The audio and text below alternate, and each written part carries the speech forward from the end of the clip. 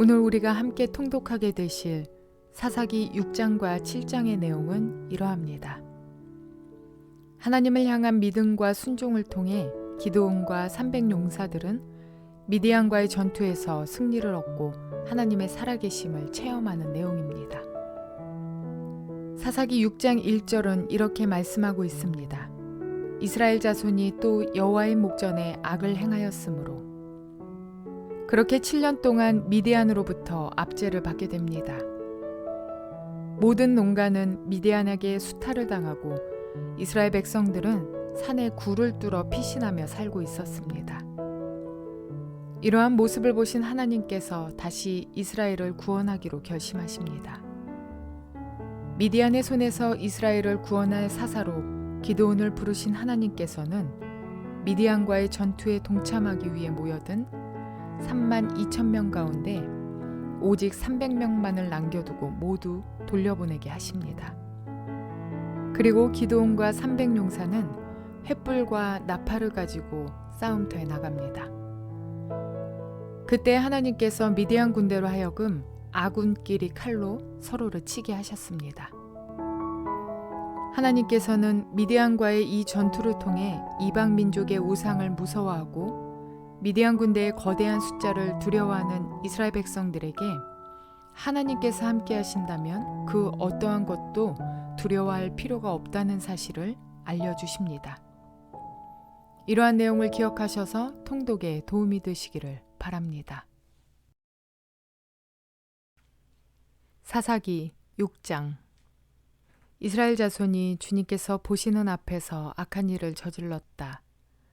그래서 주님께서는 7해 동안 그들을 미디안의 손에 넘겨주셨다. 미디안 사람의 세력이 이스라엘을 억누르니 이스라엘 자손은 미디안 사람들 때문에 산에 있는 동굴과 요새의 도피처를 마련하였다. 이스라엘 자손이 씨앗을 심어 놓으면 미디안 사람과 아말렉 사람과 동방 사람들이 쳐올라오는 것이었다.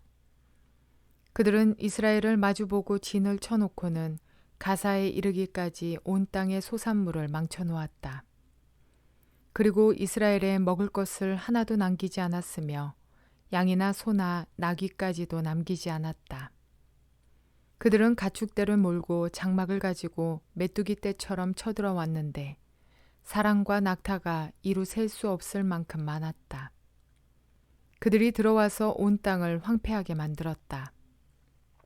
이스라엘이 미디안 때문에 전혀 길을 펴지 못하게 되자 마침내 이스라엘 자손이 주님께 울부짖었다. 이스라엘 자손이 미디안 사람들 때문에 주님께 울부짖을 때에 주님께서 이스라엘 자손에게 한 예언자를 보내어 말씀하셨다. 나 주 이스라엘의 하나님이 말한다. 바로 내가 너희를 이집트에서 나오게 하였고 종살이하던 집에서 너희를 이끌어내었다. 내가 너희를 이집트 사람과 또 너희를 억압하는 모든 원수의 손에서 구하여 내었다. 내가 그들을 너희가 보는 앞에서 쫓아내었고 그 땅을 너희에게 주었다. 그러면서 나는 너희에게 말하였다. 나는 주 너희의 하나님이다. 너희가 아모리 사람의 땅에서 살고 있으나 아모리 사람의 신들은 섬기지 말아라. 이렇게 말하였으나 너희는 내 말을 듣지 않았다. 주님의 천사가 아비에셀 사람 요아스의 땅 오브라에 있는 상수리 나무 아래에 와서 앉았다. 그때 요아스의 아들 기드온은 미디안 사람들에게 들키지 않으려고 포도주 틀에서 몰래 밀 이삭을 타작하고 있었다. 주님의 천사가 그에게 나타나서 힘센 장사야, 주님께서 너와 함께 계신다 하고 말하였다. 그러자 기드온이 그에게 되물었다.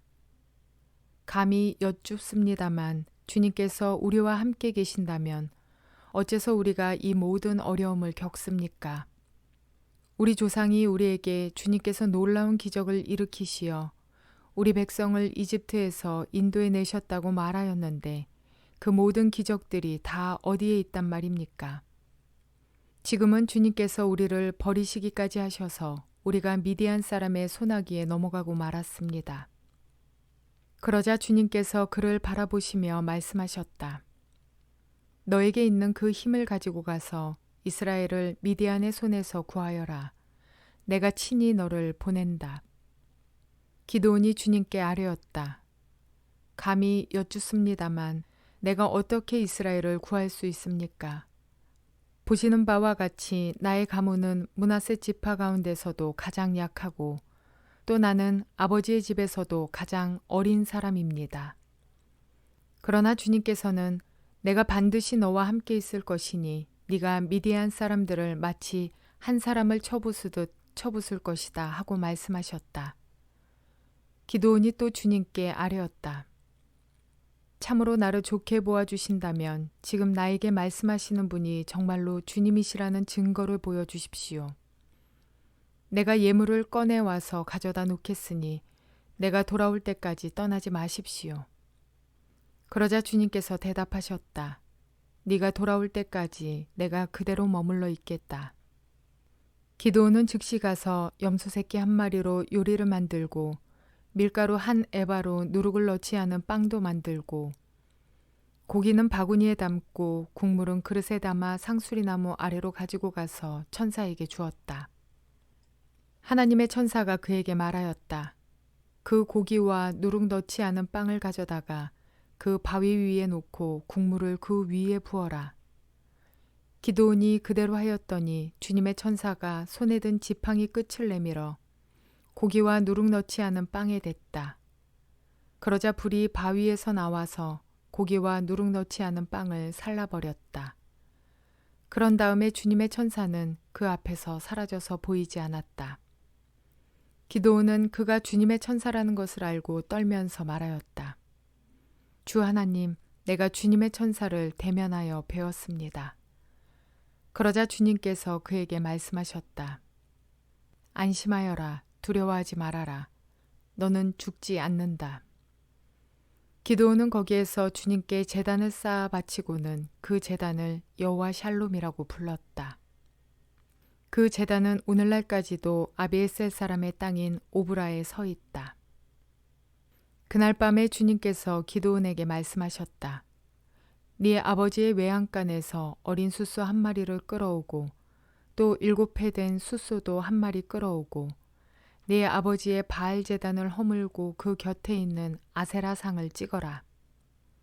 그런 다음에 이 산성 꼭대기에서 규례에 따라 주 너의 하나님께 제단을 쌓고 그 둘째 숫소를 잡고 찍어낸 아세라 목상으로 불을 살라 번제를 드려라.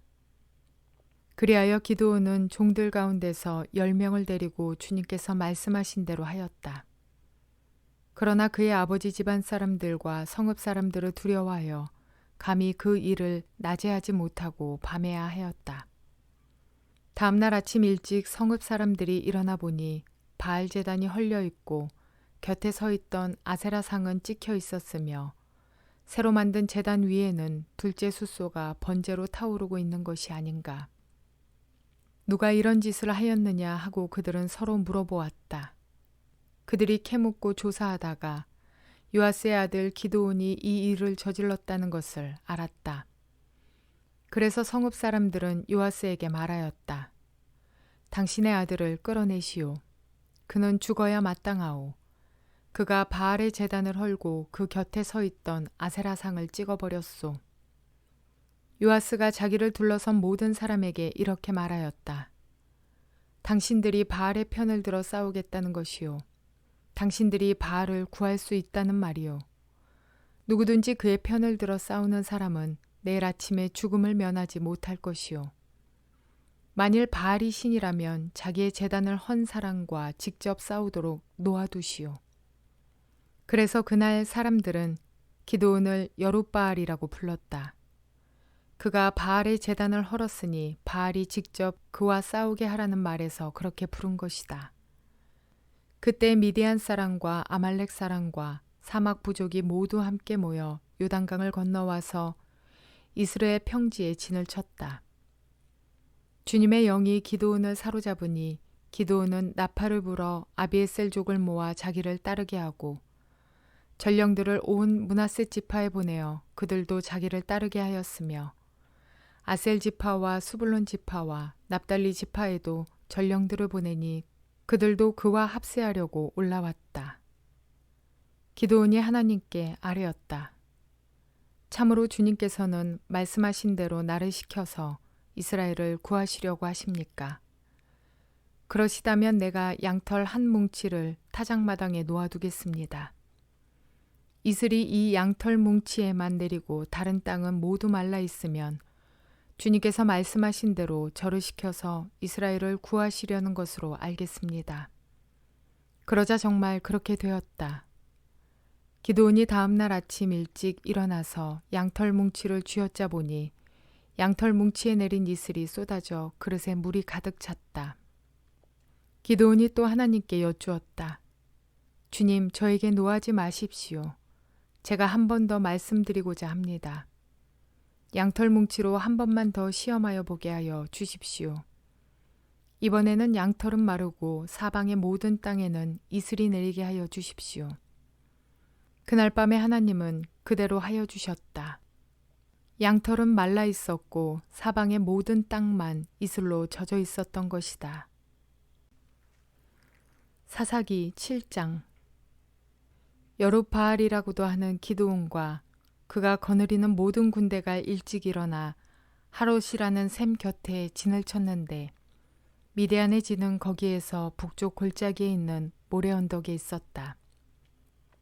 주님께서 기드온에게 말씀하셨다. 네가 거느린 군대의 수가 너무 많다. 이대로는 내가 미디안 사람들을 네가 거느린 군대의 손에 넘겨주지 않겠다. 이스라엘 백성이 나를 제쳐놓고서 제가 힘이 세어서 이긴 줄 알고 스스로 자랑할까 염려된다. 그러니 너는 이제라도 그들에게 말하여 두려워서 떨리는 사람은 누구든지 길르앗산을 떠나서 돌아가게 하여라. 기드온이 두려워서 떠는 자를 돌아가게 하니 그들 가운데서 22,000명이 돌아가고 10,000명이 남았다. 주님께서 또 기드온에게 말씀하셨다. 군인이 아직도 많다. 그들을 물가로 데리고 내려가거라. 내가 너를 도와 거기에서 그들을 시험하여 보겠다. 내가 너에게 이 사람이 너와 함께 나갈 사람이라 일러주면 너는 그 사람을 데리고 가거라. 내가 또 너에게 이 사람은 너와 함께 나가지 못할 사람이라 일러주면 너는 그 사람은 데리고 가지 말아라. 기드온이 군대를 물가로 데리고 내려가니 주님께서 기드온에게 이렇게 일러주셨다. 개가 핥는 것처럼 혀로 물을 핥는 사람과 무릎을 꿇고 물을 마시는 사람을 모두 구별하여 세워라. 손으로 물을 움켜 입에 대고 핥는 사람의 수가 300명이었고 그 밖의 백성들은 다 무릎을 꿇고 물을 마셨다. 주님께서 기드온에게 이르셨다. 물을 핥아먹은 300명으로 너희를 구원하겠다. 미디안 사람들을 너희 손에 넘겨주겠다. 나머지 군인은 모두 온 곳으로 돌려보내라. 그래서 기드온은 물을 핥아먹는 300명만 남겨두고 나머지 이스라엘 군대는 각자의 집으로 돌려보냈다. 남은 300명은 돌아가는 군인들에게서 식량과 나팔을 넘겨받았다. 미디안의 진은 그 아래 골짜기에 있었다. 그날 밤 주님께서 기드온에게 말씀하셨다. 너는 일어나서 적진으로 쳐내려가거라. 내가 그들을 너의 손에 넘겨주겠다. 네가 쳐내려가기가 두려우면 너희 부하 부라와 함께 먼저 적진으로 내려가 보아라. 그리고 적들이 무슨 말을 하는지 들어보면 네가 적진으로 쳐내려갈 용기를 얻을 것이다. 그는 자기의 부하 부라와 함께 적진의 끝으로 내려갔다. 미디안 사람과 아말렉 사람과 사막 부족들이 메뚜기 떼처럼 그 골짜기에 수없이 널려 있었으며 그들의 낙타도 바닷가의 모래알처럼 헤아릴 수 없이 많았다. 기드온이 그곳에 이르렀을 때에 마침 한 병사가 자기가 꾼 꿈 이야기를 친구에게 하고 있었다. 내가 꿈을 꾸었는데 보리빵 한 덩어리가 미디안 진으로 굴러들어와 장막에 이르러서 그 장막을 쳐서 뒤엎으니 그만 막이 쓰러지고 말았다네 하고 말하니까 꿈 이야기를 들은 그 친구가 말하였다. 그것은 다름이 아니라 이스라엘 사람 요아스의 아들인 기드온의 칼이 틀림없네. 하나님이 미디안과 그 모든 진을 그의 손에 넘기신다는 것일세. 기드온은 그 꿈 이야기와 해몽하는 말을 듣고 주님께 경배하였다. 그리고 그는 이스라엘 진으로 돌아와서 일어나라. 주님께서 미디안의 진을 너희 손에 넘겨주셨다 하고 외쳤다. 그는 300명을 세 부대로 나누고 각 사람에게 나팔과 빈 항아리를 손에 들려주었다. 빈 항아리 속에는 횃불을 감추었다. 그리고 이렇게 지시하였다. 너희는 나를 보고 있다가 내가 하라는 대로 하여라. 내가 적진의 끝으로 가서 하는 대로 따라하여라. 나와 우리 부대가 함께 나팔을 불면 너희도 적진의 사방에서 나팔을 불면서 주님 만세, 기드온 만세 하고 외쳐라.